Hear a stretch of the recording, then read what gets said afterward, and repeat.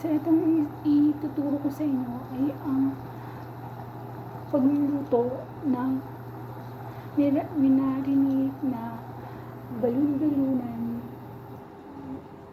ng manok. So, una, ibinabad ko ang balon-balunan ng manok sa toyo at saka suka. May pampalasa na rin yan, guys. At saka gumawa ako ng sauce kung saan ko siya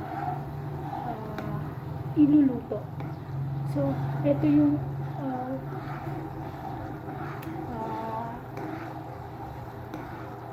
niluluto ko. Pinaghalo-halo na spices, suka, nilagyan ko siya ng toyo, suka, at saka oyster sauce. So, ito yung ilulutuan ng ating balon-balon. So, pakukulong natin siya ng medyo malapot para yung ayun siya. Kasi mas gusto ko yung lasa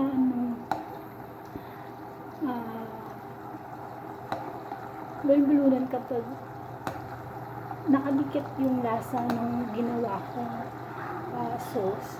Kaya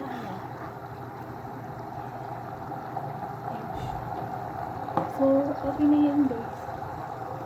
Lalagay ko lang ng ating marinate na balon-balunan na naman.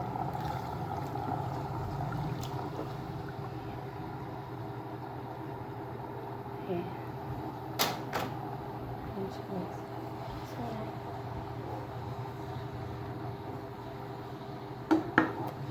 So, pakukuloyin natin siya hanggang yung lasa ng sauce, pinaghalong spices, tsaka suka, toyo, ayan, mapunta dun sa balon-balunan ng manok. Ayan, so pakukuloyin natin ito ng bagya.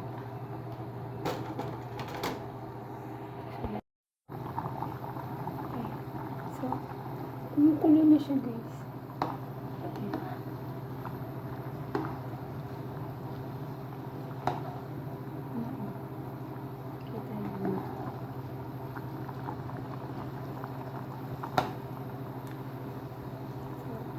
Napakulo ko lang siya ng mabuti.